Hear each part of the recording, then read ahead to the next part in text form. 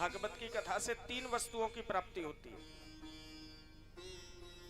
भक्ति, ज्ञान और वैराग्य। भा शब्दानाम भक्ति, गा शब्दानाम ज्ञान, वा शब्दानाम वैराग्य और ता शब्दानाम तारण। 4 शब्द हैं। भक्ति, ज्ञान, वैराग्य की प्राप्ति होकर के भविष्य कल्याण हो जाए, पार हो जाए, वही भागवत है। लेकिन दुर्भाग्य हमारा,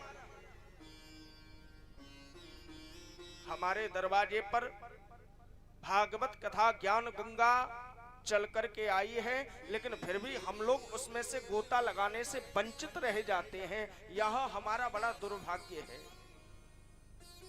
लोग गंगा के किनारे जाते हैं, कोसों मील दूर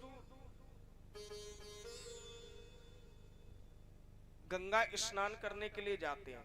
श्रावण मास चल रहा है और श्रावण मास में लोग गंगा स्नान करने के लिए जाते हैं, गंगा जी में डुबकी लगाने के लिए जाते हैं। लेकिन ध्यान रखना, जिस गंगा जी में आप स्नान करने के लिए जाते हो ना, वो गंगा केवल तन को पवित्र करती है, लेकिन यह भागवत ज्ञान गंगा है, वो हमारे मन को, हृदय को पवित्र करती है। इसलिए हमें हृदय को पवित्र करना है और दोनों ही प्रभु की संतान है।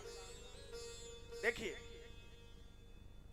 एक गंगा भागीरथी जो भगवान के श्री चरण कमलों से निकली, और एक गंगा भगवान के मुखार विंद के द्वारा निकली चतुर्श्लोकी रूप में। अच्छा, दोनों ही भगवान की संतान है, दोनों ही भगवान की बेटी है, लेकिन बड़ी कौन सी है? बात यहां भी आती है ना कि गंगा बड़ी कौन सी है। भाई दोनों है तो बहन, ये तो समझ में आता है। एक प्रभु के श्री चरणों से निकली, हर चरणन उपजाई, और एक भगवान के मुखार बिंद से उत्पन्न हुई। तो बड़ी तो वही है ना जो भगवान के मुख के द्वारा उत्पन्न हुई, क्योंकि मुख पवित्र है, मुख ऊंचा है। अच्छा, दूसरा उदाहरण, उस गंगा के लिए हमें पैसे खर्च करके कई किलोमीटर दूर स्नान करने के लिए जाना पड़ता है।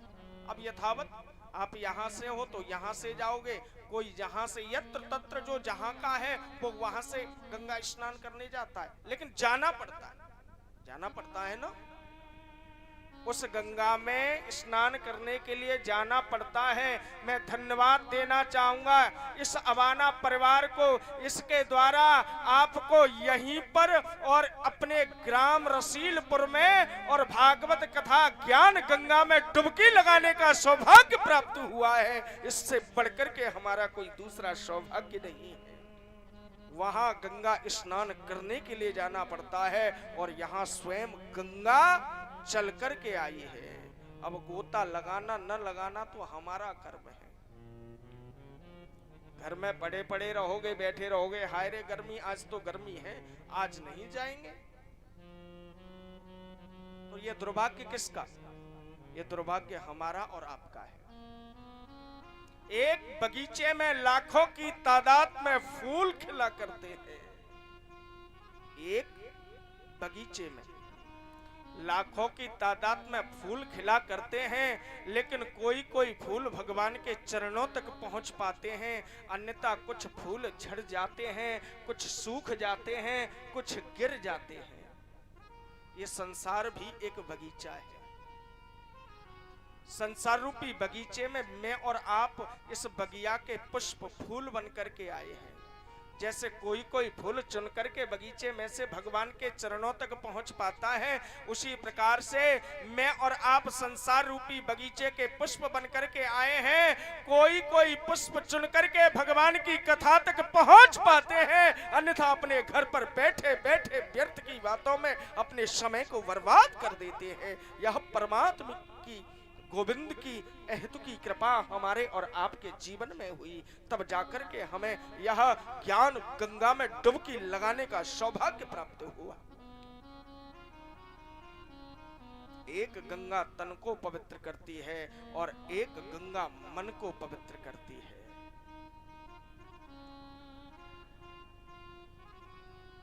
इस गंगा से भक्ति, ज्ञान, वैराग्य तीनों वस्तुओं की प्राप्ति होती है।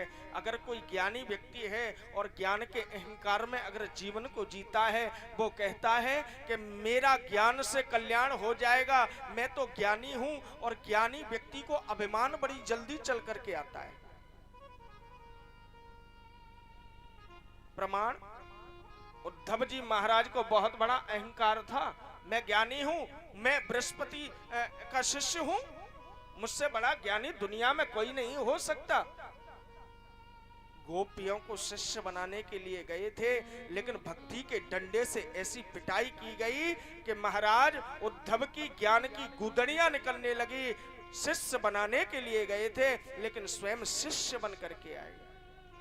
ज्ञान से परमात्मा की प्राप्ति नहीं होती जब तक जिंदगी में भक्ति और वैराग्य साथ में नहीं होगा। और भागवत से तीनों वस्तुएं प्राप्त होती है। समझ में आ रही है मेरी बात? एक उदाहरण लेता हूं। अगर घर में बेसन का लड्डू बनाना हो, तो बेसन का लड्डू बनाने के लिए मुख्य रूप से 3 वस्तुओं की आवश्यकता पड़ती है। माताओं बताना अगर मैं भूल जाऊं तो। एक बेसन, एक घृत और एक शक्कर, चीनी। इन तीनों में से एक भी वस्तु कम करने पर क्या बेसन का लड्डू बन सकता है? बताइए। अगर शक्कर को कम कर दिया जाए तो लड्डू का मिठास है वो नष्ट हो जाएगा, मिठास नहीं आएगा। और उसमें अगर घी नहीं डाला गया, घृत को कम कर दिया गया, तो लड्डू बंधेगा नहीं, और बिना बेसन के बनी ही नहीं सकता। यहाँ पर बेसन है भक्ति, और शक्कर और घृत है ज्ञान और वैराग्य। जैसे बेसन का लड्डू बनाने के लिए बेसन, घी और शक्कर की आवश्यकता पड़ती है, इन तीनों में से एक भी वस्तु कम करने पर बेसन का लड्डू नहीं बन सकता। उसी प्रकार से परमात्मा को प्राप्त करने के लिए भक्ति, ज्ञान और वैराग्य तीनों वस्तुओं की आवश्यकता पड़ती है।